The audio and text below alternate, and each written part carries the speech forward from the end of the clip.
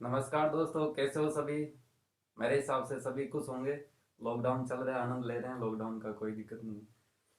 तो सारे स्टूडेंट्स काफ़ी दिनों से कह रहे थे कि सर ऑनलाइन क्लासेस चालू की जाए, घर पे फ्री बैठे हैं। तो सारे स्टूडेंट्स को ध्यान में रखते हुए एक यूट्यूब चैनल चालू किया मैंने। तो इस यूट्यूब चैनल के माध्यम से और इस ऐप के माध्यम से मैं सारे स्टूडेंट्स को, सभी जो रेगुलर स्टूडेंट्स जो मेरे से पहले से जुड़े हुए थे, जो ऑफलाइन क्लासेस में आ रहे थे वो, और जो यूट्यूब पे पहली बार जुड़ रहे हैं, उन सभी स्टूडेंट्स के लिए मैंने एक यूट्यूब चैनल चालू की है। क्लासेज कहाँ से चालू किए, तो क्लासेज एकदम जीरो लेवल से। जो अकाउंट्स का बिल्कुल भी नॉलेज नहीं रखते हैं वो सारे स्टूडेंट्स इस ऐप के माध्यम से टोटल अकाउंट्स सीख सकते हैं। इस यूट्यूब के चैनल के माध्यम से कोई जरूरी नहीं कि जो रेगुलर स्टूडेंट है सभी के लिए एकदम फ्री समान कोर्स। ऐसा नहीं कि मैं ऐप पे अलग पढ़ाता हूँ, यूट्यूब पे अलग पढ़ाता हूँ। जो ऐप पे पढ़ाऊंगा वो यूट्यूब पे पढ़ाऊंगा। इतना जरूर है कि जो स्टडी मटेरियल मेरा क्लासेज के अलावा, यानी कि जो पीडीएफ फाइल देना है और करना है, तो ऐप में थोड़ा सा ज़्यादा रहेगा। यूट्यूब में तो केवल मैं क्लासेज क्लासेज ही ले पाऊंगा। बाकी जिनको स्टडी मटेरियल चाहिए, कोई प्रॉब्लम्स आती है, वो मेरे मोबाइल नंबर पे आप संपर्क कर सकते। बाकी आप अगर यूट्यूब चैनल पे कंटिन्यू बने रहेंगे, इतना जरूर ध्यान रखना है कि जैसे ही आप मेरी क्लासेस ले तो आप साथ साथ में नोट्स जरूर बना ले, क्योंकि मैं ऐसा पढ़ाऊंगा कि शायद कुछ टॉपिक ऐसे होते हैं जो कंसेप्ट से बाहर हो जाते हैं। जैसे क्लासेस लेते हैं उस समय सारे कंसेप्ट याद होते हैं, लेकिन जैसे ही क्लासेस छोड़ देते हैं तो सारे कंसेप्ट वापस भूलते रहते हैं। तो साथ में नोटबुक और पेन जरूर रखिएगा। साथ साथ में जैसे जैसे मैं पढ़ाऊँ उनको नोट करते रहना।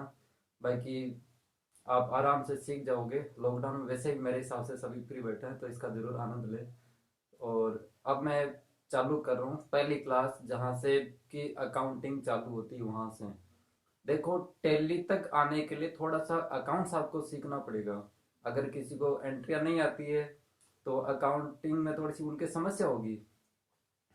समस्या ये होगी कि जैसे मान लीजिए कोई एंट्री आ गई तो उसको किसको डेबिट करना है, किसको क्रेडिट करना है।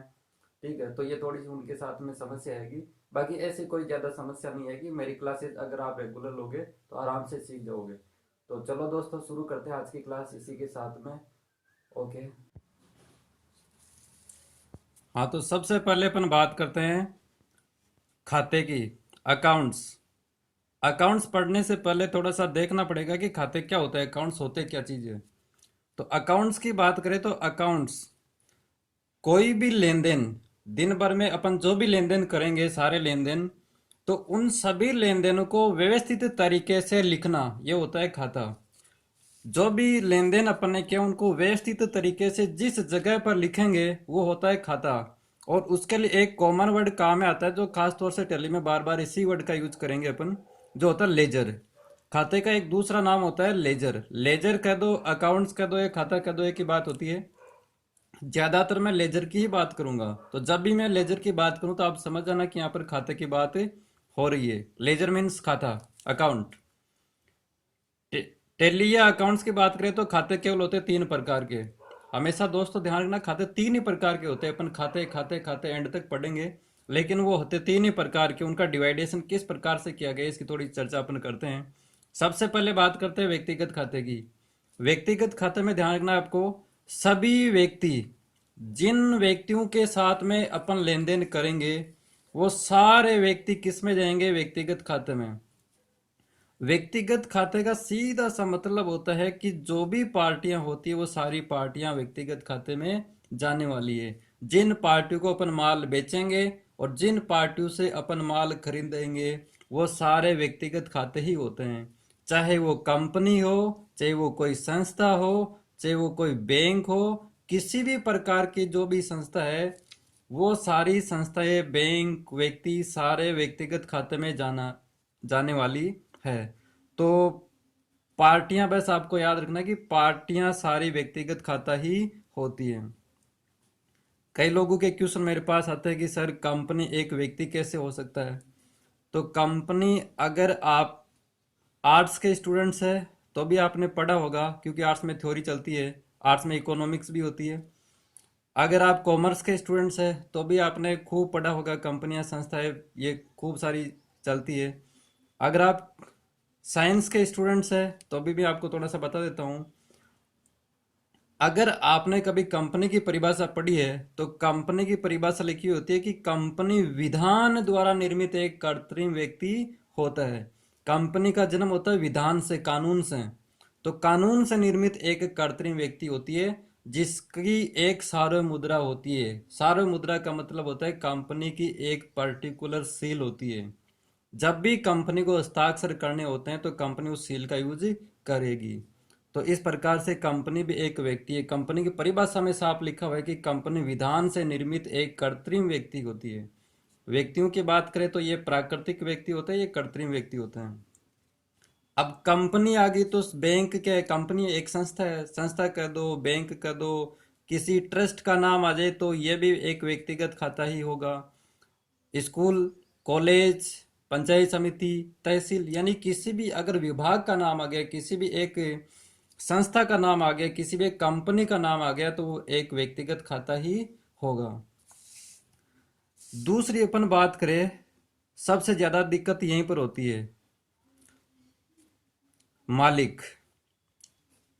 हमेशा ध्यान रखना, खास तौर से जो कॉमर्स के स्टूडेंट्स है, क्योंकि कॉमर्स के जो स्टूडेंट्स हैं आगे जाके आप पढ़ाओगे, टैली पढ़ाओगे, अकाउंट्स पढ़ाओगे, जहाँ पर भी पढ़ाओगे तो बच्चे पूछेंगे, पूछ सकते हैं कोई भी, कि मालिक जो होता है वो व्यक्तिगत खाते में जाएगा, मालिक के कितने खाते बनते हैं? तो हमेशा दोस्तों ध्यान रखना, मालिक के खाते बनेंगे दो खाते, जिसमें एक खाता बनेगा पूंजी खाता, दूसरा खाता बनता है इसमें आहरण खाता। पूंजी खाता और आहरण खाता। तो सबसे पहले अपन इनको देखते हैं। पूंजी, पूंजी को इंग्लिश में बोलते हैं कैपिटल। नाम सुना होगा आपने, पूंजी, कैपिटल। सबसे ज्यादा गलतियां यहीं पर होती है कि पूंजी एक व्यक्ति कैसे हो सकता है।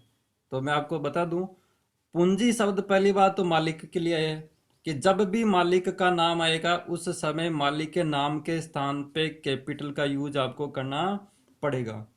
अगर व्यवसाय है, कोई भी व्यापार है जिसमें एक ही मालिक है, तो एक मालिक के लिए केवल आप कैपिटल लिख सकते हो, काम चल जाएगा। लेकिन दो या दो से ज्यादा व्यक्ति अगर हो जाए, यानी कि बिजनेस को चलाने वाले दो व्यक्ति हो जाए, दो से ज्यादा हो जाए, तो केवल कैपिटल से पता ही नहीं चलेगा कि कौन से पार्टनर की कितनी कैपिटल है। उस समय आपको प्रत्येक पार्टनर का नाम लिखना पड़ेगा कैपिटल के साथ में। अब कैसे लिखना, इसकी चर्चा अपन करेंगे जब अपन प्रैक्टिकल इंटरव्यू पे जाएंगे। तो हमेशा ध्यान रखना दोस्तों, मालिक मतलब पूंजी। जहां पर पूंजी यानी कि कैपिटल अकाउंट आ गया, वो मालिक का ही खाता माना जाएगा। दूसरी बात करें आहरण की, तो आहरण को अपन बोलते हैं ड्राइंग। क्या बोलते हैं? ड्राइंग। ड्राइंग को ही अपन बोल सकते हैं विदड्रॉ। अपन बैंक में जाते हैं और बैंक में जाके बैंक से पैसे निकालते हैं, वहां पर एक ऑप्शन आपको मिलेगा एटीएम मशीन पे विदड्रॉ का। अगर हिंदी लैंग्वेज सेलेक्ट करते तो मिलता है आहरण। तो आहरण या विदड्रॉ का मतलब होता है कि अगर स्वामी अपने पर्सनल यूज के लिए, यानी कि मालिक अपने पर्सनल खुद के यूज के लिए बिजनेस से कोई भी वस्तु निकाले या रुपए का आहरण करे, यानी कि रुपए निकाले, तो उसको अपन बोलते हैं आहरण, यानी कि विदड्रॉ। मालिक अपने पर्सनल यूज के लिए पैसे निकाल सकता है, कोई वस्तु निकाल सकता है, माल ले सकता है, इन चीजों को अपन बोलेंगे आहरण। तो हमेशा दोस्तों ध्यान रखना है, मालिक के लिए कितने खाते बनेंगे व्यापार में? दो खाते। एक होता है कैपिटल अकाउंट और एक होता है आहरण अकाउंट, यानी कि ड्राइंग अकाउंट। पूंजी का मतलब होता है व्यापार का मालिक व्यापार को चलाने के लिए जो भी राशि लगाएगा उसको अपन बोलते हैं कैपिटल। और व्यापार से पर्सनल यूज के लिए जो पैसे निकालेगा, माल निकालेगा, उसको अपन बोलेंगे आहरण या ड्राइंग अकाउंट। तो ये चीज हो गई व्यक्तिगत खाते की। व्यक्तिगत खाते में बस मोटा मोटा आपको ध्यान रखना है, सारी कंपनियां, सारी संस्थाएं या सारी पार्टियां किस में आती है? व्यक्तिगत खाते में आती है। सारी पार्टियां और मालिक, मालिक के दो खाते हो गए। जब इनकी प्रैक्टिकल की चर्चा करेंगे तब आपके आराम से क्लियर हो जाएगा। तो ये होता है व्यक्तिगत खाता। अब बात करें वस्तुगत खाते की, तो वस्तुगत खाते में नाम से ही पता चल रहा है कि इसमें वस्तु होनी चाहिए। अब बात यह है कि वस्तु किसे कहे? तो वस्तु का मतलब होता है जिसका भौतिक स्वरूप होता है उसको अपन वस्तु बोलते हैं। भौतिक का मतलब होता है जिसका आकार हो, प्रकार हो, डिजाइन हो, कलर हो, ठीक है। तो इनको अपन बोलते हैं भौतिक अस्तित्व है, भौतिक। तो उसको अपन वस्तु बोलेंगे। जैसे मेरे हाथ में एक पेन है, ये वस्तु है। जिस पेज पे मैं लिख रहा हूँ वो भी एक वस्तु है, ठीक है। तो किसी भी चीज की चर्चा करो वो एक होती है वस्तु। जैसे ये हेडफोन है, हेडफोन क्या है, एक वस्तु है, ठीक है। तो जिसका भौतिक अस्तित्व होता है उसको अपन वस्तु बोलते हैं। लेकिन इसमें बहुत काम की चीज है, इसमें कुछ चीजें वस्तु होते हुए भी वस्तु में नहीं लिखते, उसको खर्चों में लिखते हैं। क्यों लिखते हैं, क्या उसका लॉजिक है, उनकी अपन विस्तार से चर्चा करेंगे। तो यहाँ पर थोड़ा सा मैं आपको मोटा मोटा बता देता हूँ। कुछ वस्तुओं के मैं नाम बताता हूँ। जैसे फर्नीचर वस्तु है कि नहीं, फर्नीचर को देख सकते हैं, छू सकते हैं, ठीक है, कहीं पर भी लगा सकते हैं फर्नीचर को, तो फर्नीचर एक वस्तु में आएगा। बात करें कंप्यूटर की, कंप्यूटर एक वस्तु होती है। बात करें भवन, बिल्डिंग, बात करें भूमि, वस्तु है। बहुत सारी चीजें होती है जो वस्तु होती है। एसी, पंखा, फ्रिज, कूलर, लाइट फिटिंग, ठीक है। तो अगर आप किसी ऑफिस में देखोगे तो जो भी आपको चीजें वस्तुएं दिखाई दे रही है वो सारी की सारी वस्तुएं किस में आती है, वस्तुगत खाते में आती है। लेकिन दोस्तों मैं एक चीज और बता देता हूँ, ठीक है। एक होता है क्रय, माल खरीदना, और एक होता है विक्रय, माल बेचना। सबसे ज्यादा जो डाउट रहता है वो यहीं पर रहता है कि क्रय और विक्रय को वस्तु माने या आय या खर्चा माने। तो हमेशा दोस्तों ध्यान रखना, क्रय और जो विक्रय है इस पे सबसे ज्यादा डाउट है। डाउट तो उन लोगों का है जो कॉमर्स पढ़ते हैं, वो भी इस चीज को क्लियर नहीं कर पाते कि इसको वस्तु में लेके जाए या खर्चे में लेके जाए। तो हमेशा ध्यान रखना दोस्तों, क्रय और विक्रय करोगे, क्रय किसका करोगे, पहली बात तो क्रय होता है हमेशा वस्तुओं का, विक्रय भी होता है वस्तुओं का। तो आधे लोग इसको मान लेते हैं कि ये वस्तु है, क्योंकि सामान खरीदोगे, सामान खरीदोगे तो सामान क्या है, सामान का भौतिक अस्तित्व है, वस्तु ही है उसमें। तो वस्तु है इसलिए इसको मान लेते हैं वस्तुगत खाते में।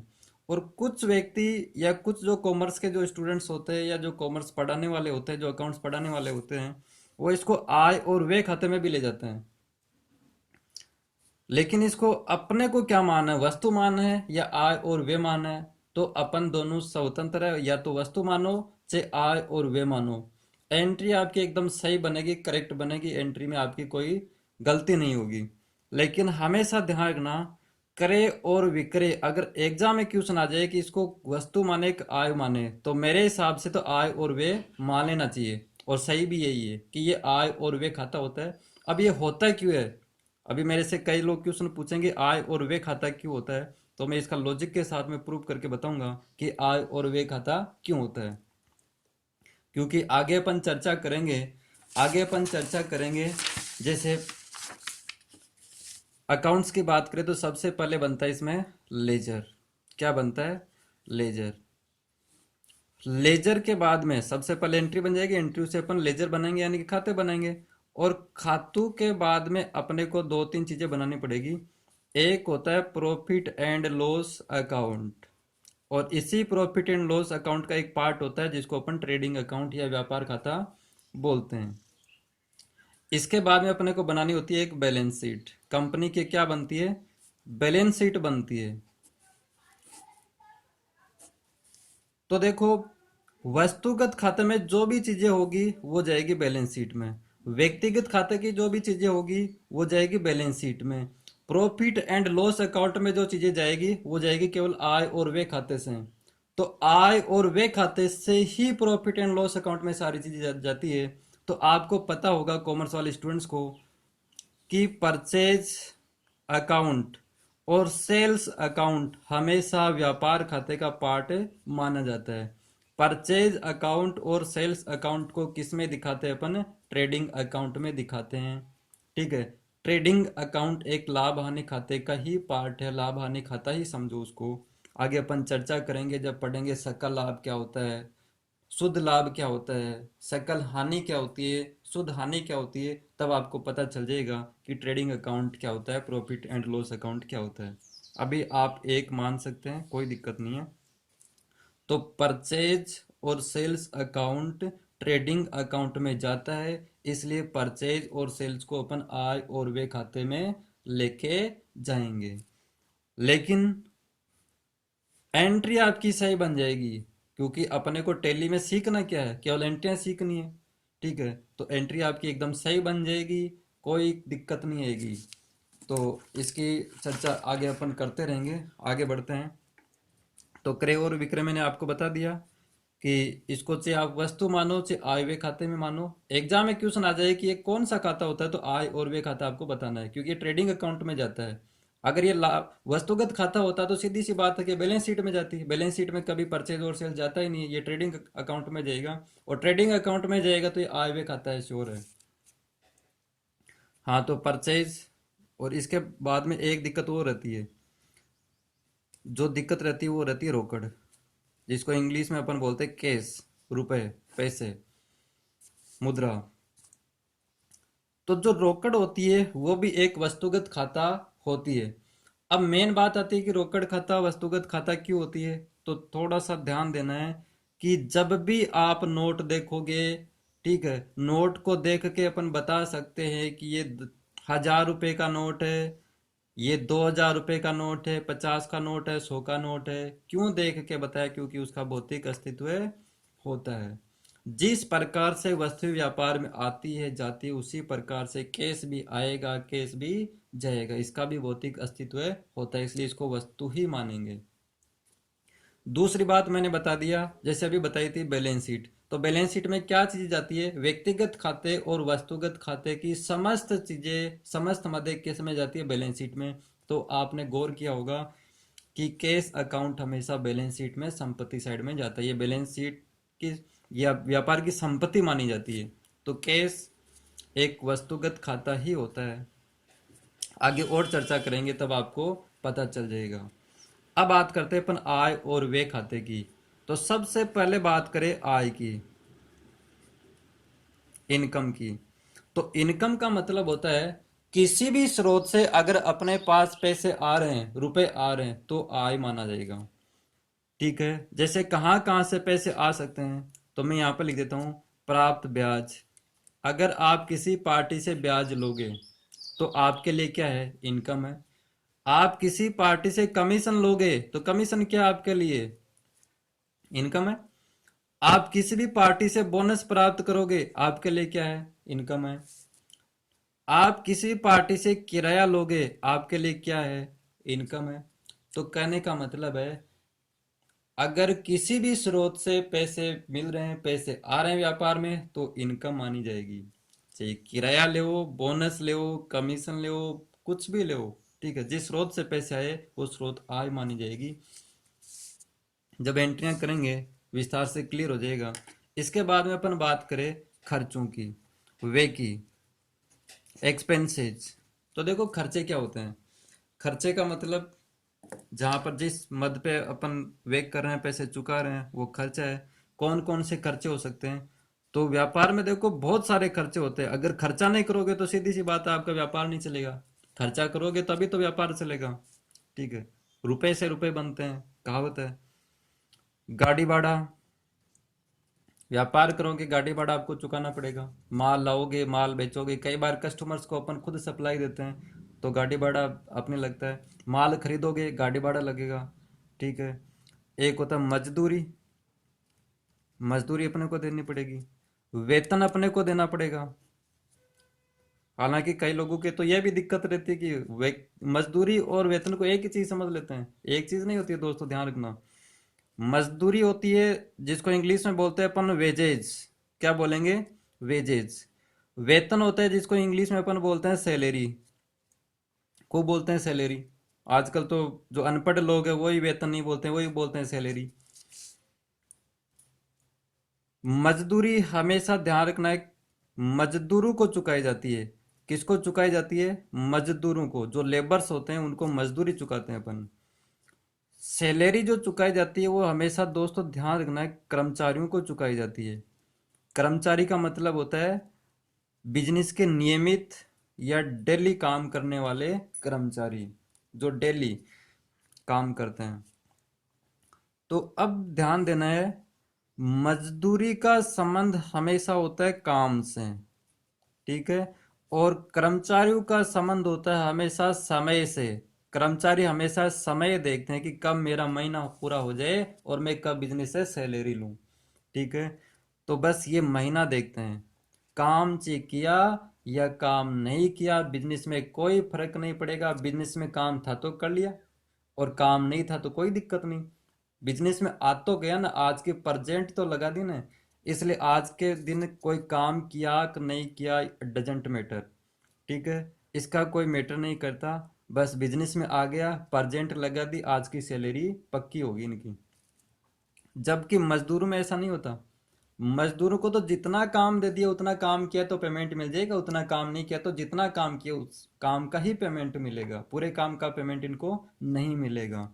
जैसे मान लीजिए बिजनेस में कोई एक गाड़ी आई, बाहर से सामान आपने मंगवाया और आपने तय कर लिया कि इस गाड़ी को, पूरी गाड़ी को खाली करना है, आपको मिलेगा 1,000 रुपये। अब मान लीजिए अगर पूरी गाड़ी खाली होगी तब तो आप 1,000 रुपये चुकाओगे। मान लीजिए मजदूर ने आधी गाड़ी खाली की तो आप कितना रुपए दोगे उनको? 500 रुपये दोगे, ठीक है। जितना काम किया उतना पेमेंट इनको मिलेगा। तो आपके, मेरे हिसाब से ये क्लियर हो गया होगा मजदूरी क्या होती है, वेतन क्या होता है। आगे अपन चर्चा करते रहेंगे। मजदूरी एक डायरेक्ट खर्चा होता है। कौन सा खर्चा होता है? डायरेक्ट। और वेतन या सैलरी होता है वो इनडायरेक्ट खर्चा होता है। कई लोगों की तो ये भी दिक्कत होगी कि अभी डायरेक्ट क्या होता है, इनडायरेक्ट क्या होता है। तो जब मैं दोस्तों ग्रुप पढ़ाऊंगा आपको, टैली में ग्रुप होते हैं, टैली में टोटल 28 ग्रुप होते हैं। कितने ग्रुप होते हैं? 28 ग्रुप होते हैं। तो जो सॉरी, जब 28 ग्रुप की अपन चर्चा करेंगे तब आपके ये क्लियर हो जाएगा कि डायरेक्ट खर्चा क्या होता है, इनडायरेक्ट खर्चा क्या होता है। डायरेक्ट और इनडायरेक्ट इनकम भी होती है, ये खर्चा भी होता है। तो 4 ग्रुप तो यही हो जाएंगे आपके। तो उस समय अपन इसकी विस्तार से अपन चर्चा करने वाले हैं। इसके अलावा जैसे बात करें बिजली का बिल, तो बताओ दोस्तों खर्चा हुआ कि नहीं हुआ? हुआ, बिजली का बिल, ठीक है। बहुत सारे खर्चे हैं। अगर ब्याज, कमीशन, बोनस, किराया चुका रहे हो तो भी आपके लिए खर्चा माना जाएगा। प्राप्त कर रहे हो तो इनकम है। ये चीज आपको ध्यान देना है। तो वैसे कोई अंत नहीं होता है। बहुत सारे खर्चे, जैसे मरम्मत हो गई, गाड़ी भाड़ा हो गया, कोई मशीन खराब हो गई ठीक करवा लिया। बहुत सारे, मैं कह रहा हूँ तमाम प्रकार के खर्चे होते हैं। न्यूज़पेपर मंगवा रहे हो वो भी खर्चा है। पानी मंगवा रहे हो, जैसे पानी का कैन आता है, ठीक है, वो भी आपके लिए खर्चा है। बहुत सारे खर्चे, खर्चों के बिना बिजनेस चलता ही नहीं। तो जहां पर आप खर्चा करो आपके लिए खर्चा माना जाएगा। तो एक बार वापस थोड़ा सा देख लेते हैं। व्यक्तिगत खाता मेरे हिसाब से पूरा क्लियर हो गया होगा। सारी पार्टियां किस में आती है? व्यक्तिगत खाते में आती है। पार्टी चाहे वो कैसी भी हो, कंपनी हो, संस्था हो, बैंक हो, राम हो, दिनेश हो, सुरेश हो, मोहन हो, ठीक है। सारी पार्टियां व्यक्तिगत खाते में जाने वाली है। चाहे वो मालिक हो, जिन व्यक्तियों के साथ में, जिन पार्टियों के साथ में लेन देन करेंगे, व्यक्तिगत खाता होता है। लेकिन दोस्तों ध्यान रख लेना, अगर आप भूल भी जाओ तो मेरी एक ट्रिक काम में ले लेना। थाने में जो केस होता है, ठीक है, थाने में जो केस होता है ना, वो केस हमेशा दोस्तों व्यक्तियों पर ही होता है। यानी कि जिस पार्टी पे केस होता है वो किस में जाएगा? व्यक्तिगत खाते में। बात करें वस्तुगत खाते की, तो इसमें भौतिक अस्तित्व होना चाहिए। बहुत सारी वस्तु, ये वस्तु होती है, ठीक है। आगे नियम पढ़ेंगे, क्लियर हो जाएगा। आय और व्यय, जिस स्रोत से पैसे आ रहे हैं इनकम है, जिस स्रोत से पैसे, जिस स्रोत पे पैसे जा रहे हैं वो खर्च है। लेकिन एक चीज आपको और ध्यान देखना है, देना है। कुछ वस्तु ऐसे लगती है कि वो वस्तु है, लेकिन वस्तु में दिखाते नहीं अपन। किस में दिखाते? आय और व्यय खाते में दिखाते हैं। कौन कौन सी वस्तु होती है मैं आपसे ही पूछूंगा। आपने एक कचौरी ली, क्या ली? एक कचौरी ली नाश्ते में, भूख लग रही थी तेज। अब ये जो आपने कचौरी ली, बताओ वस्तु है कि नहीं है? आप कहोगे बिल्कुल वस्तु है। तो जाना किस में चाहिए? वस्तुगत खाते में जाना चाहिए। लेकिन वस्तुगत खाते में नहीं जाएगा। किस में जाएगा? खर्चे में जाएगा। अब क्यों जाएगा, लॉजिक लगाओ। कुछ लोग कहते हैं कि सर कचौरी खाली, वो तो वस्तु में, ये खर्चे में जाएगी। तो दोस्तों ये कोई लॉजिक नहीं होता है। मैं आपको कुछ चीज़ें बताऊंगा, उस लॉजिक से आपको पता चल जाएगा कि ये खर्चे में जाती है। जैसे बात करें माचिस की, किस में जाएगा? बात करें सब्जी की, किस में जाएगा? जैसे बात करें चीनी, चाय बनाने के लिए, बेचने के लिए नहीं, चाय बनाने के लिए या दूध बनाने के लिए या शिकंजी बनाने के लिए यूज करने के लिए चीनी खरीदी, उसकी बात कर रहा हूँ, बेचने वाली चीनी नहीं। आपने चाय खरीदी, बहुत सारी चीज़ें होती है। जैसे आपने बिजनेस में अगरबत्ती खरीदी, भगवान की अगरबत्ती करने के लिए, बेचने के लिए नहीं होना चाहिए। ये जो भी चीज़ें बता रहा हूँ वो बेचने के लिए नहीं होना चाहिए। तो यहाँ पर मैं लिख दूँ कि जो डेली, यानी कि जो दैनिक उपयोग की जो वस्तुएं होती है, डेली काम आने वाली वस्तुएं, वो भी एक खर्चा माना जाता है। दैनिक उपयोग की वस्तुएं, तो डेली यूज की जो भी वस्तुएं होगी वो किस में जाएगी दोस्तों? खर्चे में जाएगी। हमेशा और हमेशा आपको ध्यान रखना, डेली यूज की चीज कोई भी हो सकती है। जैसे बात करें पानी की, आजकल पानी के भी पैसे लगते हैं, कैसा जमाना आ गया देखो। पानी की बात करें तो पानी की आपने बोतल ली 20 रुपए या 10 रुपए जितने में भी आती है, ठीक है, तो आप इसको वस्तु मानोगे कि खर्चा मानोगे? लगती वस्तु है लेकिन जाएगी किस में? खर्चे में जाएगी दोस्तों, ध्यान रखना, हमेशा काम आएगी चीज। तो ये सब खर्चे की बात कर रहा हूँ। डेली यूज की कोई भी आप चीज खरीदो, ठीक है। कई लोगों की आदत होती है धूम्रपान करने की। सिगरेट आपने ली, और सिगरेट लगती वस्तु है लेकिन जाएगी किस में? बस खर्चे में जाएगी, ध्यान रखना दोस्तों।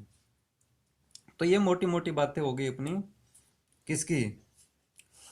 ये मोटी मोटी बातें हो गई अपने खातों की पहचान करने की, कि पहचान कैसे करें। कोई भी खाते का नाम आ गया, जैसे मैंने यहाँ पर लिख दिया मोहन, तो बताओ मोहन किस में जाएगा? मोहन जाएगा व्यक्तिगत खाते में, क्योंकि ये पार्टी बन गई।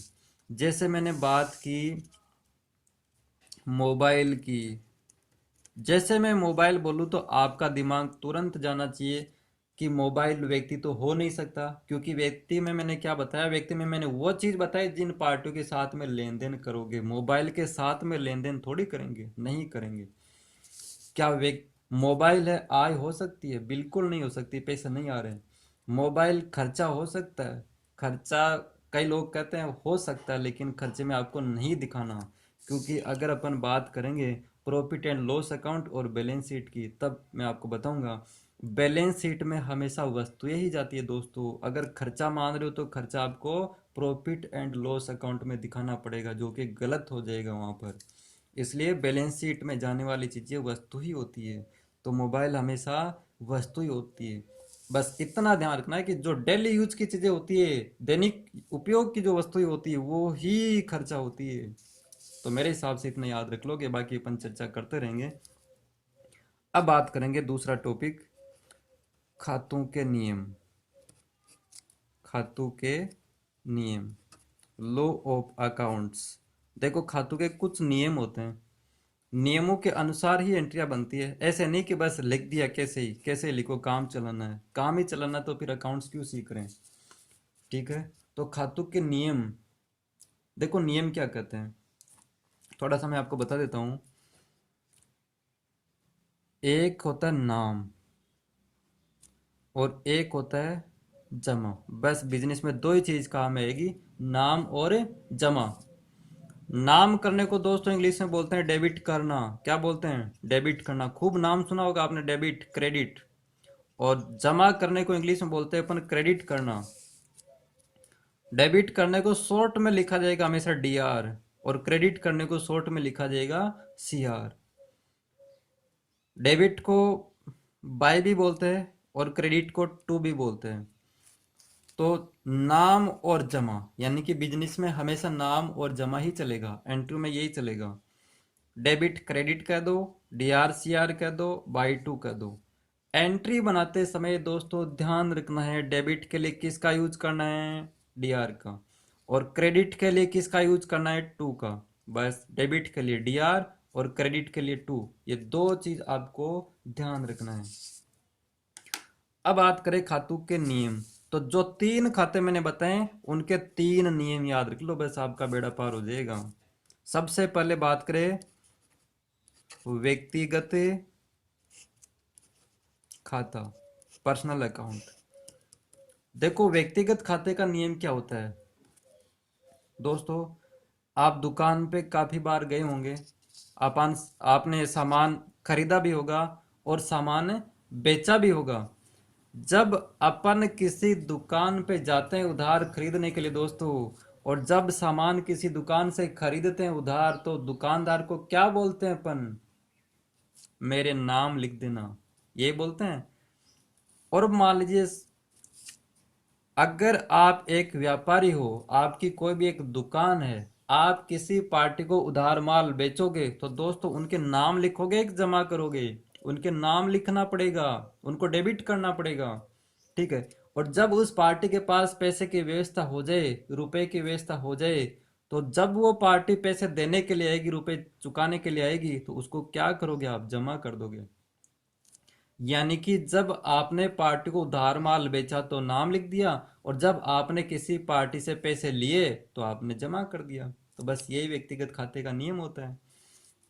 ठीक है। कि जब किसी पार्टी को दोगे तो उनके नाम लिख देना, जब किसी पार्टी से लोगे तो जमा कर देना। पार्टी बोल रहा हूं यहां पर मैं, तो पार्टी का मतलब व्यक्तिगत खाते सारे आगे ही ध्यान रखना, सबके लिए एक ही नियम है। जब आप इनको दोगे उनको डेबिट करोगे, जब आप इनसे लोगे क्रेडिट करोगे। तो जब आप किसी पार्टी को दोगे तो वो पाने वाला हो जाएगा, सीधी सी बात है। तो मैं यहां पर लिख देता हूं, पाने वाले व्यक्ति को डेबिट करो, मतलब है नाम करो, डेबिट करो। देने वाले व्यक्ति को क्रेडिट करो, बस। पाने वाला, अगर अपन किसी सामने वाली पार्टी को माल बेच रहे हैं तो वो पाने वाला बनेगा कि देने वाला बनेगा? वो हमेशा पाने वाला बनेगा। प्राप्त करने वाला, प्राप्त कौन कर रहा है?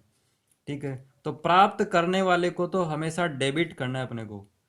और देने वाला, अपने को जो दे रहा है, जो पार्टी अपने को दे रही है, उनको अपने को करना है क्रेडिट, उनको करना है जमा। बस ये नियम आपको ध्यान रखना है कि जब अपन किसी पार्टी को देंगे तो उनके नाम लिख देंगे, और जब किसी पार्टी से लेंगे तो क्रेडिट कर देंगे। जैसे आपने दिनेश को उधार माल बेचा, जैसे ही दिनेश को उधार माल बेचोगे तो दिनेश को क्या करोगे आप? डेबिट करोगे। लेकिन दिनेश ने, जैसे ही दिनेश के पास व्यवस्था होती है, दिनेश अपने को चुका देता है, तो दिनेश को अपन क्या कर देंगे?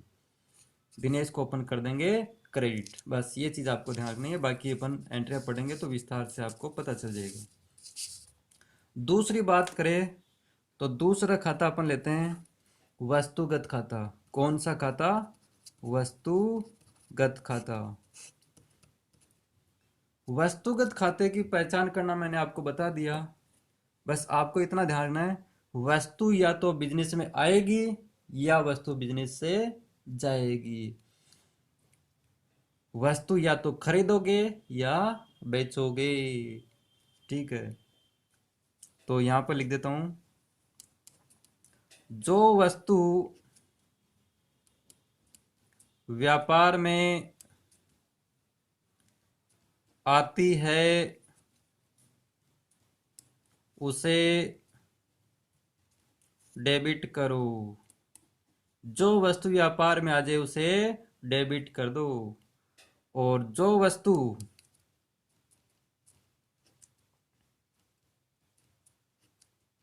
व्यापार से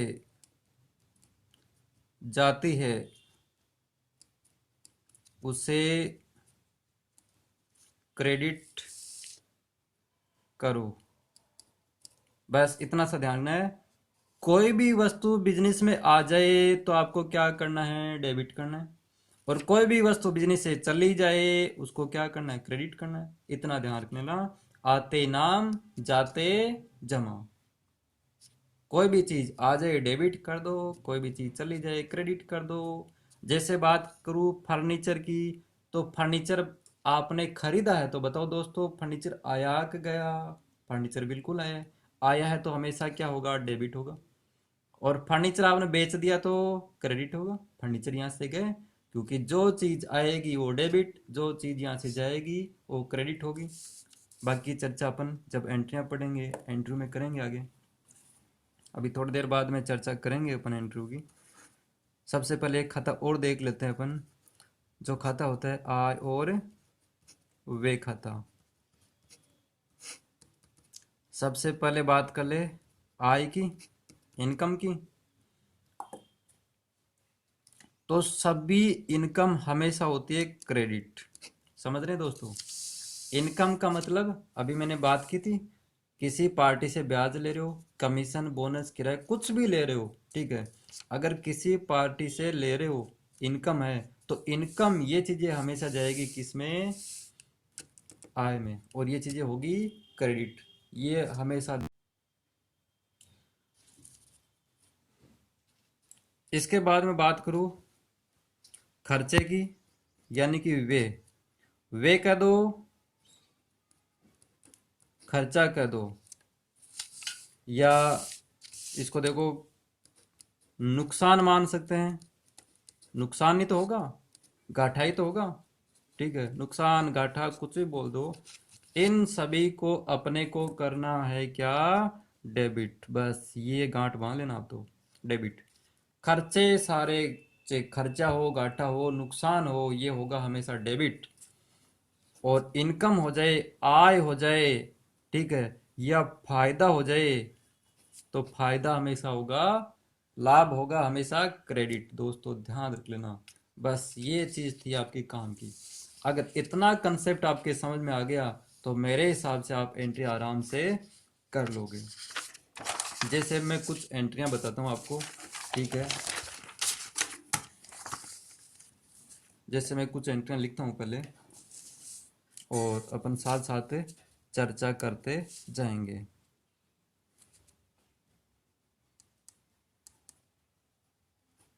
मालिक ने 5 लाख रुपए से व्यापार शुरू किया। यानी कि मालिक ने 5 लाख रुपए लगाए और एक व्यापार शुरू कर दिया। तो सबसे पहले तो आपको ध्यान रखना है दोस्तों कि कोई भी एंट्री बनाओ, हर एंट्री में कम से कम 2 खाते प्रभावित होते हैं। कितने खाते? 2 खाते, जिसमें से एक खाता होगा डेबिट और दूसरा खाता होगा क्रेडिट। डेबिट और क्रेडिट जब तक आप किसी एंट्री में नहीं करोगे, कोई एंट्री आपसे नहीं बनेगी। एंट्री का फिक्स नियम है कि जितनी राशि से डेबिट किया उतनी राशि से क्रेडिट करो। डेबिट और क्रेडिट की राशि बराबर होनी चाहिए, तभी वो एंट्री मानी जाएगी। तो खाते में हमेशा दो खाते होते हैं मिनिमम। किसी भी लेन देन में कम से कम 2 खाते होते हैं। अधिकतम की कोई लिमिट नहीं है, कितना भी हो सकते हैं, 3 हो सकते हैं, 4 हो सकते हैं, 5 हो सकते हैं, 10 हो सकते हैं। तो कम से कम 2 खाते होने चाहिए, तभी वो आपकी एंट्री बनेगी, नहीं तो नहीं बनेगी। इसी को अपन बोलते हैं दोहरा लेखा। कौन सा लेखा? दोहरा लेखा पद्धति। वैसे बात करें तो 3 प्रकार की पद्धति होती है, 3 प्रकार के सिस्टम होते हैं। इकहरा लेखा पद्धति, दोहरा लेखा पद्धति, और एक होता है महाजनी पद्धति। ये क्या चीजें होती है, इनकी भी अपन चर्चा करेंगे। सबसे ज्यादा यूज होने वाली है दोहरा लेखा पद्धति, यही अपन पढ़ेंगे। महाजनी पद्धति भी मैं आपको बताऊंगा कि महाजनी पद्धति कैसे होती है। दोहरा लेखा पद्धति समझ में आ गई तो महाजनी बहुत इजी है। महाजनी में कोई ज़्यादा जोर नहीं है। जैसे आपने किसी सेठ साहूकार को या किसी बनिया को आपने देखा होगा, वो हिंदी का यूज करते हैं। जो भी लेन देन लिखता है वो हिंदी में लिखता है। श्री श्याम खाते नामे, श्री श्याम खाते जमा। तो इस प्रकार की जो लैंग्वेज काम में ले रहा है वो है महाजनी पद्धति। आगे अपन चर्चा करेंगे महाजनी पद्धति में खाते कैसे बनाते हैं, इसकी एंट्रियाँ कैसे बनती है, इसकी केस बुक कैसे बनती है, सारी चीज़ें पढ़ेंगे डिटेल से, लेकिन सिस्टम से, क्रम से। तो ये चीज़ समझ में आ गई होगी। दो खाते होंगे तभी एंट्री बनेगी। एक खाता डेबिट होगा, एक खाता क्रेडिट होगा। तो इस लेन देन में हमेशा दो खाते हैं। इस लेन देन में कितने खाते हैं? दो खाते। अगर दोनों खातों की पहचान आपने कर ली तो एंट्री गलत नहीं होगी। अगर आपने पहचान नहीं की तो बस बैठे रहना। ठीक है, तो सबसे पहले पहचान करना सीखेंगे। देखो पहचान कैसे करनी है। आप ऐसे समझो कि ये हो आप एक बिजनेस के अकाउंटेंट। ये आपका है एक बिजनेस। एंट्री करते समय अपने आप को एक अकाउंटेंट समझ लेना। ठीक है, तब आपसे एंट्री एकदम सही बनेगी। आप एक अकाउंटेंट होने के नाते इस लेन देन में कहाँ कहाँ चीजें लिखोगे। तो सबसे पहले बात करूं केस की, तो बताओ केस में लिखोगे कि नहीं लिखोगे? ठीक है, क्योंकि मालिक ने 5 लाख रुपए से व्यापार शुरू किए, इसका मतलब मालिक ने आपको 5 लाख रुपए दे दिए। कई लोग कहते हैं कि केस गया आया। मैं कई लोगों से पूछता हूँ इसमें कि केस गया आया, तो कई लोग कहते हैं केस गया। हमेशा दोस्तों ध्यान रखना है, केस आया कि गया इसकी पहचान कैसे करनी है। इसकी पहचान आपको दोस्तों मालिक की जेब से नहीं करनी है। जैसे आप देखोगे कि मालिक की जेब से 5 लाख रुपए जा रहे, गलत हो जाएगा सिस्टम। हमेशा केस आया कि गया ये आपको देखना बिजनेस की। ठीक है, अगर बिजनेस के गले में केस आ रहा है तो बता देना केस आया, और केस के इस गले से केस जा रहा है तो बता देना केस गया। ठीक है, अब वो केस मालिक की जेब में जाए या जेब से आए, इसका इफेक्ट नहीं पड़ेगा। बस गले का ध्यान रखना, गले में केस आ रहा है कि जा रहा है। ठीक है, तो ये ध्यान रखना है। अगर गले में केस आ गया तो केस आ गया, सीधी सी बात है। और गले से केस चला गया तो केस चला गया। ये चीज नोट करना।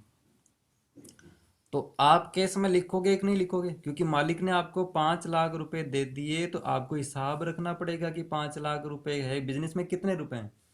अगर आपने केस में 5 लाख रुपए लिख दिया तब आपका अकाउंट सही है। नहीं तो अगर मान लीजिए आपने केस लिखा ही नहीं, गले में 5 लाख रुपए पड़ा है, शाम को केस मिलाओगे कहाँ से आप? ठीक है, गले में तो केस पड़ा है 5 लाख रुपए, जबकि केस में देखते हैं तो केस बुक में आपने लिखा ही नहीं, एंट्री नहीं की। तो हमेशा दोस्तों ध्यान रखना है, केस आए या केस जाए आपको उसका हिसाब जरूर रखना है। केस आ जाए तो केस में लिखो, केस चला जाए तो भी केस में लिखो। कैसे लिखना है इसकी चर्चा अपन कर रहे हैं अब। तो दोस्तों एक तो केस अकाउंट हो जाएगा। दूसरा, केस दिया किसने? सीधी सी बात है, मालिक ने केस दिया तो मालिक का भी खाता बनेगा। लेकिन मालिक का खाता किस नाम से बनेगा? अभी अभी अपन ने चर्चा की है कि मालिक के दो खाते बनते हैं। एक बनता है पूंजी खाता, कैपिटल अकाउंट, और एक खाता बनता है आहरण खाता, ड्राइंग अकाउंट। तो यहाँ पर तो बिजनेस को चलाने के लिए राशि लगा रहा है, इसलिए कौन सा खाता बनेगा? पूंजी खाता बनेगा। पूंजी कर दो या कैपिटल कर दो, बात एक ही है। तो यहाँ पर दोस्तों ध्यान देने वाली चीज है कि मालिक के नाम के स्थान पे क्या आएगा? केवल कैपिटल आएगा। मालिक का नाम नहीं दिया हुआ है, केवल कैपिटल से काम चल जाएगा। दूसरी बात, पार्टनर है नहीं, मालिक अकेला है, तो जहां पर कैपिटल है वो समझ लेना कि वो मालिक की बात हो रही है। तो दूसरा खाता बनेगा कैपिटल अकाउंट। अब दोनों खातों की पहचान हो गई तो अब कोई दिक्कत नहीं आएगी, अब काम आसान हो गया। सबसे पहले पहचान करने की खाता किस प्रकृति का है, किस नेचर का है। व्यक्ति है एक, वस्तु है एक, आय है एक, व्यय है। तो सबसे पहले लेते हैं केस। केस क्या है? अगर आपको ऐसे याद नहीं हो तो केस देखो, सबसे पहले तो व्यक्ति है कि व्यक्ति तो नहीं हो सकता। क्यों नहीं हो सकता? क्योंकि व्यक्ति में तो अपन ने पढ़ा है कि सारी पार्टियां आती है, केस एक पार्टी नहीं। दूसरी बात मैंने बताई थी कि थाने में जिस पे केस हो जाए वो केस व्यक्तिगत खाता होता है। ठीक है, केस पे केस कभी देखा आपने? नहीं देखा। पार्टियों पे व्यक्तियों पे केस होता है, इसलिए व्यक्तिगत खाता तो हो गया कैंसिल। दूसरी बात, वस्तुगत खाता। वस्तु आना, वस्तु जाना, उसका भौतिक अस्तित्व होना। ठीक है, तो इस केस आता भी है, केस जाता भी है, केस का भौतिक अस्तित्व भी होता है, केस को कहीं रखा भी जा सकता है। इसलिए केस एक वस्तुगत खाता ही होगा दोस्तों। दूसरी बात, कैपिटल अकाउंट, तो कैश तो हो गया क्लियर, वस्तु में जाएगा। दूसरी बात करते हैं कैपिटल अकाउंट की। तो कैपिटल क्या चीज़ है? कैपिटल मालिक के लिए यूज हुआ है। तो मालिक क्या, एक व्यक्ति है, तो इसमें कोई जोर आने वाली बात ही नहीं है, नियम में मैंने लिख दिया था वहाँ पर। तो दोनों की पहचान होगी, दोनों की पहचान होगी तो अब काम आसान हो गया। इससे पहले एक छोटी सी बात दोस्तों और बताऊंगा कि जैसे अपन टैली में चर्चा करेंगे टैली की, तो टैली में तो एक निश्चित वाउचर होता है। उसमें वाउचर में प्रारूप पहले से बना हुआ होता है, पूर्व निर्धारित होता है, जिसमें आपको प्रारूप की कोई आवश्यकता नहीं होती है। लेकिन यहाँ पर अगर बात करें तो यहाँ पर एक निश्चित प्रारूप होता है, उसी प्रारूप में आपको एंट्री करनी पड़ेगी। तो किस प्रकार का प्रारूप होता है, एक छोटी सी चर्चा अपन कर लेते हैं। तो यहाँ पर एक 5 कॉलम का प्रारूप होता है जर्नल का। इसमें 5 कॉलम आएंगे। अब कैसे कैसे आएंगे अभी देखो चर्चा करते हैं। सबसे पहले एक छोटा कॉलम होता है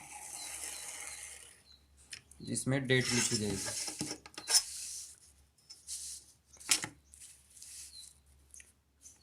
इसके बाद में एक बड़ा कॉलम होता है,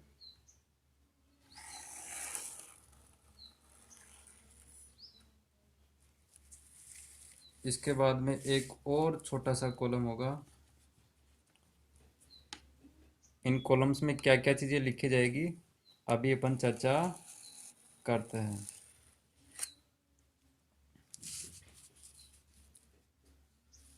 इसके बाद में 2 छोटे छोटे बराबर के कॉलम और होंगे। अब देखना किस प्रकार से इनको मैनेज अपन करते हैं। सबसे पहले बात करूँ तो यहाँ पर सबसे पहले कॉलम होता है डेट, यानी कि तारीख लिखी जाएगी। दूसरा कॉलम होता है यहाँ पर पर्टिकुलर्स, पर्टिकुलर्स हिंदी में इसको अपन बोलते हैं विवरण, पूरा विवरण लिखना है। इसके बाद में यहाँ पर होता है एल एफ, लेजर फोलियो। ये क्या होता है अभी चर्चा करेंगे। यहाँ पर ये 2 कॉलम होते हैं वो अमाउंट के होते हैं। किसके होते हैं? अमाउंट के, जो इंडियन रुपीज में लिखा जाता है, आरएस में लिखा जाता है। जिसमें एक कॉलम होगा डेबिट, दूसरा कॉलम होगा क्रेडिट। वैसे मार्केट में आजकल रेडीमेड बुक्स मिलती है, प्रारूप बनाने की आवश्यकता होती नहीं है। लेकिन पुराने ज़माने में तो ये सारे काम हाथ से ही करने होते थे, प्रारूप भी बनाना पड़ता था, एंट्रियाँ भी बनानी पड़ती थी। ठीक है, आजकल तो मार्केट में रेडीमेड बुक्स मिल जाती है, लेकिन प्रारूप यही रहेगा, इसमें कोई चेंज नहीं होगा। तो सबसे पहले तो डेट आ जाएगी, यहाँ पर पूरी एंट्री बनेगी। एक होता है लेजर फोलियो, डेबिट की राशि डेबिट में, क्रेडिट की राशि क्रेडिट में। अब एक एक चीज़ को अपन देखते हुए आगे बढ़ते हैं। जैसे मैंने अभी पहली एंट्री बताई और इसमें 2 खाते बताए कि एक कैश अकाउंट, दूसरा कैपिटल अकाउंट। इनकी पहचान भी अपन ने कर ली कि कैश तो एक वस्तु है, कैपिटल एक व्यक्ति है, मालिक के लिए यूज हुआ है। अब कैश एक व्यक्ति है तो व्यक्तिगत खाते का नियम अपने को लगाना है। व्यक्तिगत खाते का नियम अभी अपन ने पढ़ ही लिया। पाने वाले व्यक्ति को डेबिट, देने वाले व्यक्ति को क्रेडिट। ठीक है, ये सॉरी पहले बस ये केस की बात कर लेते हैं अपन। केस आ रहा है कि जा रहा है? सीधी सी बात है, गले में तो केस आ रहा है, चाहे मालिक की जेब से जाओ आओ, इससे कोई फर्क नहीं पड़ेगा।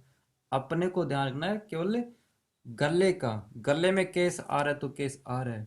और यहाँ पर केस आ रहा है तो वस्तुगत खाते का नियम पढ़ो, जो वस्तु व्यापार में आती है उसे क्या करो, डेबिट करो। तो सीधी सी बात है, केस आ रहा है इसलिए केस क्या होगा, डेबिट होगा। तो यहाँ पर एंट्री बन जाएगी अपनी केस अकाउंट डेबिट।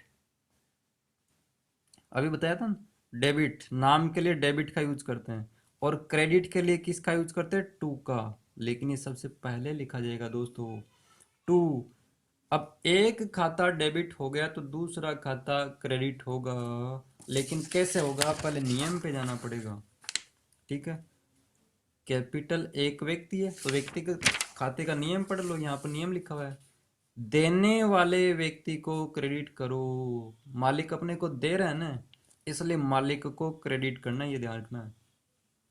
देने वाला कोई भी हो सकता है, मालिक हो सकता है, बाहर के अन्य कोई व्यक्ति हो सकते हैं। अगर जो व्यक्ति अपने को दे रहा है, ठीक है, उनको हमेशा क्रेडिट ही करना है। इसलिए कैपिटल अकाउंट यहाँ पर क्या हो जाएगा, क्रेडिट हो जाएगा। तो टू कैपिटल अकाउंट।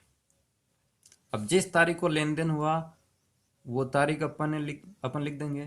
तारीख है नहीं, अभी मैं केवल ऐसे क्रमांक लगा रहा हूँ।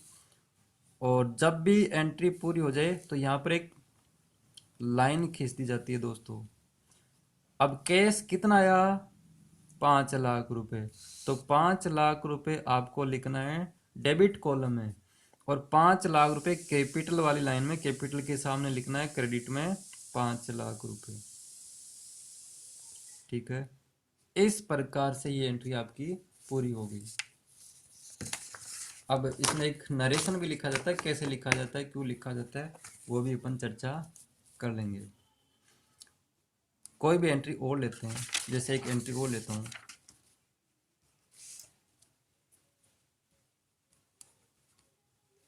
फर्नीचर खरीदा। दोस्तों ध्यान रखना, मेरे थोड़े से वीडियो थोड़ा सा लंबा हो जाएगा, लेकिन कोई फर्क नहीं पड़ेगा। अगर आप ढंग से पढ़ोगे, मेरी क्लास को थोड़ा सा मनन करोगे, थोड़ा सा विचार करोगे, थोड़ा सा कंसेप्ट को क्लियर करोगे, तो आगे आपके ना कोई टैली में दिक्कत आएगी और ना ही कोई अकाउंट्स में दिक्कत आएगी। क्योंकि मेन चीज़ होती है कंसेप्ट क्लियर कर लेना। एक बार कंसेप्ट क्लियर हो गया तो आपके अकाउंट्स में कोई दिक्कत नहीं आएगी। मैं कोई अकाउंट्स की ये एंट्री की ज़्यादा कोई क्लासेस नहीं लूँगा, मैं जल्दी ही टैली पे आ जाऊँगा, तो थोड़ी सी अपन चर्चा करेंगे। तो फर्नीचर खरीदा 20,000 रुपये का, अमाउंट कुछ भी हो सकता है, ठीक है, मेन तो अपने को लेन देन समझना है। अब जैसे ही इस लेन देन को देखेंगे तो हमेशा दिमाग में आना चाहिए कि इस लेन देन में कम से कम 2 अकाउंट तो है ही है, 2 अकाउंट तो होंगे ही होंगे। एक अकाउंट होगा, देखो फर्नीचर का अकाउंट बनाओगे कि नहीं बनाओगे, बिल्कुल बनाना पड़ेगा। क्यों बनाओगे, क्योंकि मालिक आपसे पूछेगा कि इतने रुपए 20,000 रुपये कहाँ गए, आप क्या जवाब दोगे, तो आप बताओगे फर्नीचर खरीदा। तो फर्नीचर का दोस्तों बनेगा, तो एक तो अकाउंट हो जाएगा आपके फर्नीचर अकाउंट का। अब इसमें तो लाइन बहुत ही शॉर्ट में लिख दी, देखो इसमें तो लिखा ही नहीं कि केस है, आगे कौन सा खाता है, दूसरा खाता कौन सा आएगा। तो दोस्तों खुद को पहचान करनी है कि फर्नीचर या तो आप उधार खरीदोगे या रोकड़ी खरीदोगे। रोकड़ी खरीदोगे तो कैश जाएगा, और इसमें कुछ लिखा नहीं उधार का रोकड़ी का, तो आपको रोकड़ी समझना है। अगर उधार का लिखता तो साफ लिखता उधार खरीदा, कौन सी पार्टी से उधार खरीदा, उस पार्टी का नाम भी आता। तो यहाँ पर आएगा दूसरा कैश अकाउंट, यहाँ पर रोकड़ी समझेंगे इसमें। भाई फर्नीचर खरीदा तो फर्नीचर आ गया, और फर्नीचर खरीदा तो कैश आपने चुका दिया, सीधी सी बात है। अब फर्नीचर कौन सा खाता, व्यक्ति तो हो नहीं सकता, वस्तुगत खाता है, ठीक है। और वस्तुगत खाते का नियम बहुत क्लियर हो गया होगा कि कोई वस्तु आएगी तो डेबिट, कोई वस्तु जाएगी तो क्रेडिट। यहाँ पर दोनों ही वस्तुगत खाते हैं, ये ध्यान रखना। एक एंट्री में दोनों वस्तुगत खाते हो सकते हैं, एक व्यक्तिगत एक वस्तुगत खाता हो सकता है, एक व्यक्तिगत एक आयव्यय खाता हो सकता है, एक वस्तुगत एक आयव्यय खाता हो सकता है, कैसे भी हो सकते हैं, लेकिन 2 खाते होने चाहिए, बस मैटर ये है। तो यहाँ पर दोनों वस्तुगत खाते, एक वस्तु आ रही है एक जा रही है, तो अपन ने नियम क्या पढ़ा, आते नाम जाते जमा। जो वस्तु आ गई उसको डेबिट कर दो। क्या चीज़ आई, फर्नीचर आया, तो फर्नीचर को क्या करना है, डेबिट करना है। तो ये लो दोस्तों, फर्नीचर अकाउंट डेबिट, और कैश यहाँ से गया, इसलिए कैश को करना है क्रेडिट। ये अपना लेन देन पूरा। अमाउंट जो भी है वो अमाउंट लिख देंगे, फर्नीचर के सामने डेबिट कॉलम में लिख देंगे 20,000 रुपये, क्योंकि फर्नीचर को डेबिट किया तो अमाउंट भी डेबिट कॉलम में आना चाहिए। कैश को क्रेडिट किया तो कैश के सामने क्रेडिट कॉलम में लिखेंगे 20,000 रुपये। और एक चीज़ मैंने और बताई थी कि दोनों खातों का बैलेंस हमेशा बराबर रहता है, डेबिट और क्रेडिट का। तो देखो डेबिट कॉलम में जितनी राशि लिख रहे हो उतनी राशि आप किस में लिख रहे हो, क्रेडिट कॉलम में, इसलिए हमेशा टोटल बराबर ही रहने वाला है, कितनी ही आप एंट्रियां करो। चलो आगे एंट्री और पढ़ते हैं। अभी देखो इस एंट्री में आपकी दिक्कत आएगी, क्या दिक्कत आएगी मैं भी आपको क्लियर करूंगा। दूसरी एंट्री लेते हैं फिर समझ में आएगा। यहां पर मैंने लिखा माल खरीदा 20,000 रुपए का। तो इसमें ये तो क्लियर है कि दो खाते हैं। कौन कौन से खाते हैं ये पहचान करना बड़ी बात है। अगर पहचान होगी तो आगे कोई समस्या नहीं। मेन दिक्कत तो ये आती है पहचान नहीं हो पाती। तो देखो जो कॉमर्स के स्टूडेंट्स हैं वो तो आसानी से जानते हैं, लेकिन जो आर्ट्स और अदर सब्जेक्ट के जो स्टूडेंट्स हैं ध्यान रखना, बस मेरी एक दो एक क्लास ले लोगे तो कोई दिक्कत नहीं आएगी। शुरू में देखो दिक्कत होती है सबके, चाहे वो कोई सा भी हो। हालांकि भी कई कॉमर्स के जो स्टूडेंट्स हैं उनके दिक्कत हो जाती है। जैसे अभी ये दोनों चीज़ में पूछूं तो कॉमर्स के स्टूडेंट्स भी शायद 10% 20% स्टूडेंट्स ऐसे होते हैं जो इसको क्लियर नहीं कर पाएंगे। अभी सुनना, माल खरीदा, क्या चीज़ आई कुछ भी लिखा हुआ नहीं है, लेकिन माल खरीदा तो माल खरीदने को अपन बोलते हैं परचेज करना। क्या बोलते हैं? परचेज करना। यहाँ पर जो खाता बनेगा वो परचेज अकाउंट बनेगा। सामान खरीदो यानी क्रय कर रहे हो, ठीक है। तो एक खाता हो जाएगा परचेज अकाउंट। माल खरीदोगे तो कैश जाएगा, तो दूसरा खाता हो जाएगा कैश अकाउंट। बस बहुत इजी है, बस दिमाग लगाना है, कॉमन सेंस लगाना है। रटने वाली कुछ भी चीज नहीं है इसमें, सारी की सारी बस कॉमन सेंस लगाओगे तो सब चीजें क्लियर हो जाएगी। बस दिमाग लगाते रहना, आप तो ढंग से बस मेरी वीडियो सुनते रहना। अब देखो,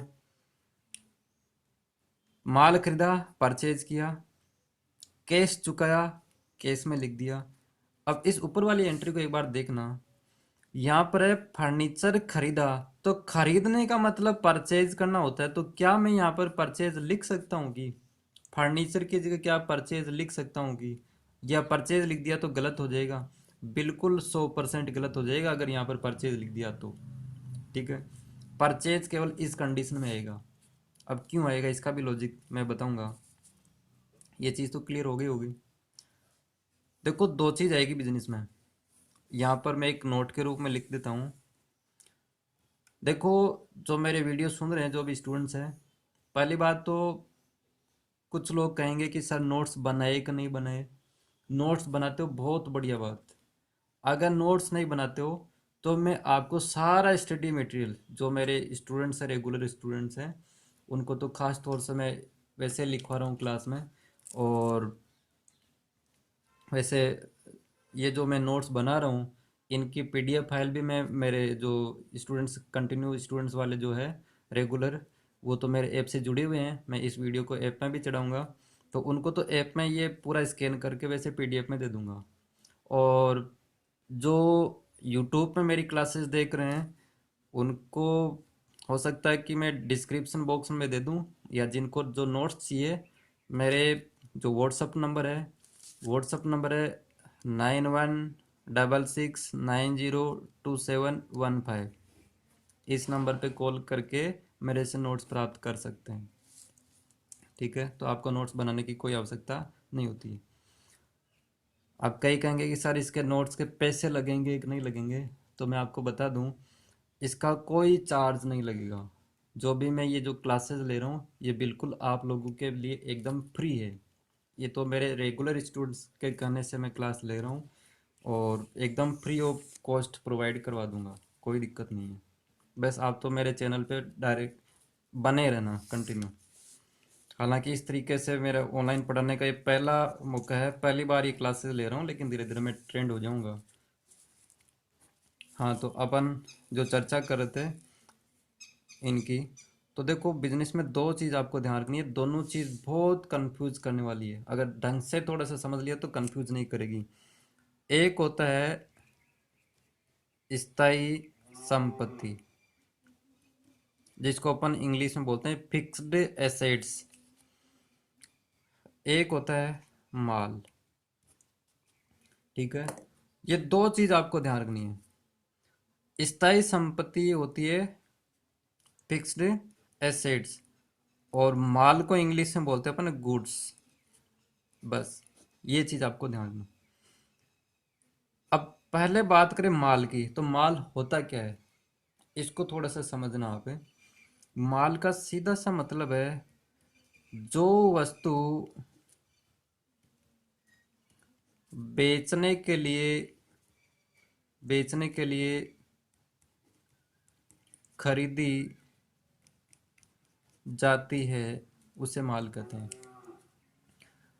माल खरीदने का मतलब, माल का मतलब इसका सीधा जो अपना पर्पज है, जो अपना उद्देश्य वापस बेचना होना चाहिए। ऐसा नहीं कि सामान खरीद लिया और बिजनेस में काम में ले लिया, बिजनेस में यूज कर रहे हैं, वो चीज़ नहीं होनी चाहिए। माल का मतलब है अगर आपने वापस बेचने के लिए कोई वस्तु खरीदी है, उसी को अपन माल में शामिल करेंगे। अगर बेचने के लिए आपने कोई वस्तु खरीदी है, तो वहां पर केवल और केवल परचेज ही लिखेंगे। अगर कोई वस्तु आपने खरीदी है लेकिन बिजनेस में यूज ले रहे हो, तो फिर वो माल नहीं है, फिर वो स्थायी संपत्ति है, वो तो बिजनेस में स्थायी रहेगी, फिक्स है। ठीक है, तो ये चीज आपको ध्यान रखनी है। जो वस्तु व्यापार में उपयोग के लिए खरीदी जाती है, वो क्या कहलाती है, स्थायी संपत्ति, फिक्स्ड एसेट्स कहलाती है। और दोस्तों ध्यान रखना, स्थायी संपत्तियों का हमेशा नाम ही लिखा जाएगा। फर्नीचर खरीद रहे हो तो फर्नीचर ही लिखना है, कंप्यूटर खरीद रहे हो तो कंप्यूटर ही लिखना है, ठीक है, मोबाइल खरीद रहे हो तो मोबाइल ही लिखना है। लेकिन माल खरीदोगे तो माल में तो हजारों आइटम्स आप खरीदोगे, हर आइटम का नाम थोड़ी लिख सकते हैं, नहीं लिखेंगे। केवल आपको लिखना है परचेज, परचेज में सारा परचेज आ गया। हालांकि अपन टैली में चर्चा करेंगे, तब अपन चर्चा करेंगे कि जब आप परचेज करोगे तो सारे आइटम्स की डिटेल वहां पर आपको लगानी पड़ेगी। क्योंकि स्टॉक कैसे मिलाओगे, स्टॉक तो तभी मिलेगा जब सारे आइटम्स की डिटेल लिखोगे, कौन सा आइटम कितनी क्वांटिटी में खरीदा। तो टैली में उस वाउचर में अपन उस समय चर्चा करेंगे। अभी अपन चर्चा करेंगे केवल एंट्री की, तो जनरल एंट्री तो ऐसे ही बनेगी। टैली में वाउचर बताऊंगा, तब बताऊंगा परचेज कैसे करते हैं, उस पर कैसे जीएसटी आती है, उस समय चर्चा अपन करेंगे। तो ये फर्नीचर बेचने के लिए नहीं था, बिजनेस में काम में लेने के लिए था, यहाँ इसलिए फर्नीचर का नाम लिखा। ये जो माल खरीद रहे हैं ये बेचने के लिए खरीद रहे हैं, इसलिए ये माल हो गया, गुड्स हो गया। गुड्स खरीदोगे तो परचेज लिखोगे, बेचोगे तो सेल्स लिखोगे, ये आपको ध्यान रखना है। तो यहाँ पर परचेज और कैश आएगा। अब बात करें, परचेज डेबिट होता है क्रेडिट होता है, ठीक है, क्योंकि सबसे ज्यादा डाउट यहीं पर रहता है ना कि परचेज को आय माने, खर्चा माने, एक वस्तु माने, क्या माने। तो अभी मैंने ये क्लियर कर दिया था कि आप कुछ भी मानो, यहाँ पर एंट्री आपकी एकदम सही बनेगी। ठीक है, पहले दोनों तरीके से करके देख लेते हैं। सबसे पहले इसको वस्तु मानते हैं। वस्तु में देखो परचेज आ रहा है कि जा रहा है, सामान आ रहा है कि जा रहा है, आ रहा है, ठीक है, और जो चीज़ आती है उसे डेबिट करते हैं, इसलिए परचेज हमेशा डेबिट ही होगा। तो इसकी एंट्री बना देते हैं अपन।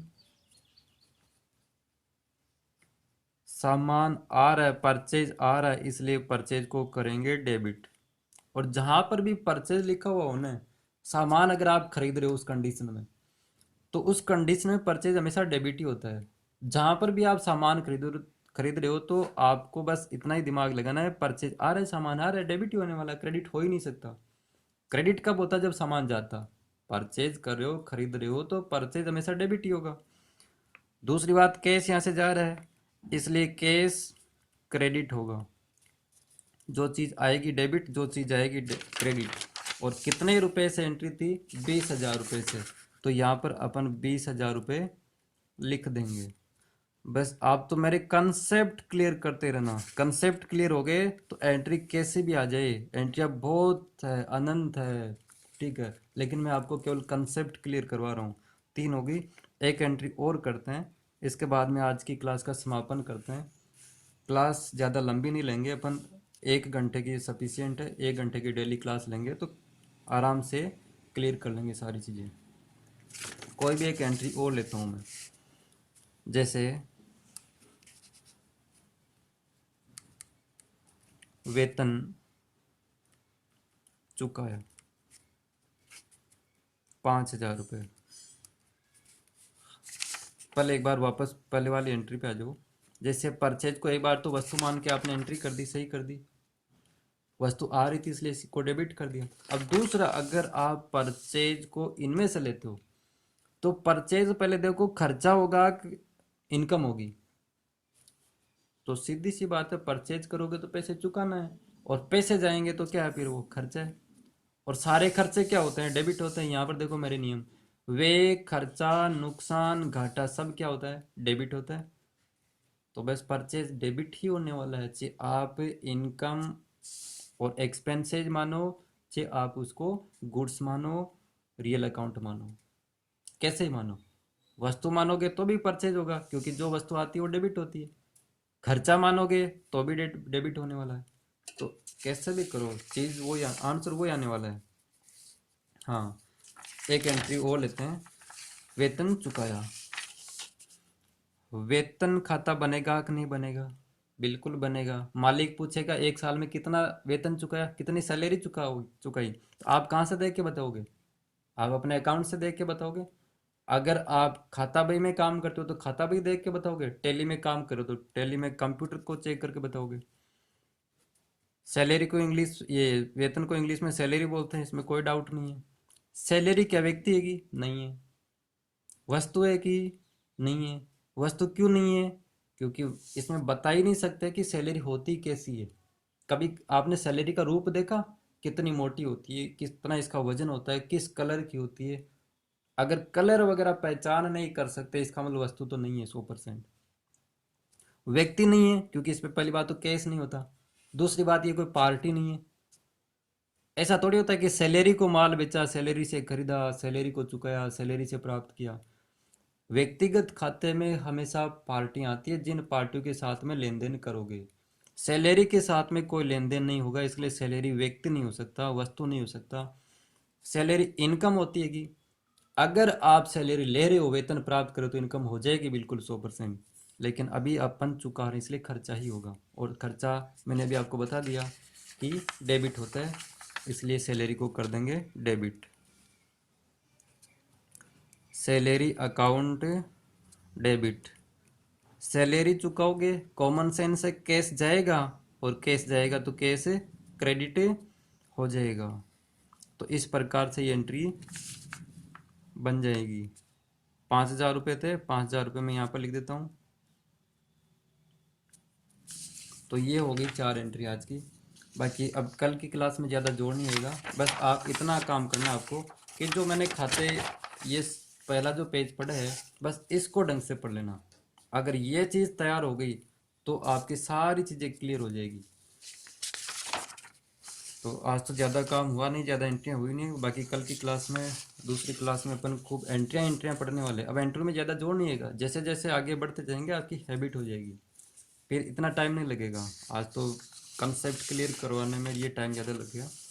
हालांकि कंसेप्ट ही कंसेप्ट चलेगा, लेकिन इतने नहीं है। मेन ये पहला पेज ही था। तो मेरे हिसाब से आज की क्लास समझ में आई होगी। बाकी आगे चर्चा करते रहेंगे। इसी के साथ क्लास का समापन। ओके। तो कैसी लगी मेरी क्लासेस? मेरे हिसाब से बढ़िया लगी होगी। कमेंट बॉक्स में ज़रूर लिखें मेरी क्लास कैसी लगी, और आगे इसी तरीके से मैं पढ़ाता रहूँगा। थोड़े से संसाधन कम है, इसलिए मैं मेरे हिसाब से थोड़ी सी व्यवस्था की है आप लोगों के लिए। तो बिल्कुल कमेंट में ज़रूर बताइएगा। इसी के साथ में क्लास का समापन। Okay, thank you.